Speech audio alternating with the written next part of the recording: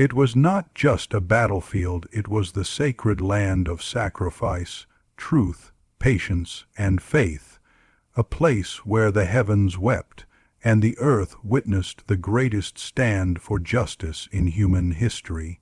This is the story of Imam Hussain, the beloved grandson of the Prophet Muhammad, the son of Fatima, the leader who chose death with dignity over life with humiliation. Seen the beginning of the journey, it was the year 61 AH. Yazid, the tyrant, took power as the ruler of the Muslim Empire.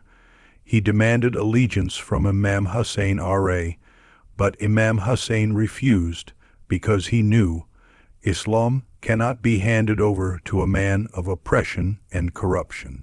He said, "A man like me will never give allegiance to a man like Yazid." To preserve the truth, to protect the legacy of the Prophet, Imam Hussain left Medina, then Mecca, and headed toward Kufa with his family, women, and children. But Allah had written another destination for him, Karbala. Seen arrival at Karbala, when Hussain reached Karbala, he was surrounded by thousands of soldiers from Yazid's army. Only 72 companions stood with him, including his sons, his brothers, and loyal followers. The enemy cut off water.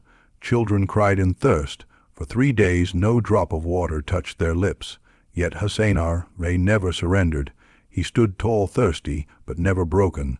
Seen the day of Ashura 10th, Muharram, then came the 10th of Muharram, a day that history would never forget.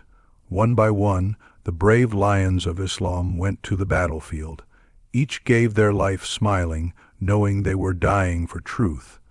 His beloved son Ali Akbar, his young nephew Qasim, even his infant child Ali Asghar, slaughtered in cold blood in front of his eyes. But Hussain did not turn back.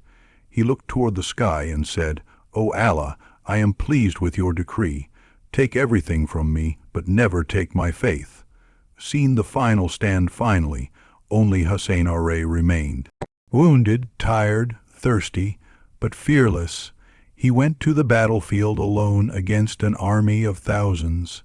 His back was pierced, his chest was struck, his blessed head was severed, and the grandson of the Prophet was martyred on the sands of Karbala. Emotional reflection, slow tone, dear brothers and sisters. Karbala was not a battle for power. It was a battle for truth, a moment when Islam stood against injustice, no matter the cost. Imam Hussain taught us that honor is better than humiliation. That truth must be spoken even if it costs your life. That real victory is in standing firm for Allah, not in numbers or swords. Closing message, heartfelt today, over 1,400 years later. His sacrifice still lives in every heart that loves truth. His blood still cries out against oppression. Karbala teaches us, if you ever feel weak, remember Hussain. If you ever face injustice, remember Karbala.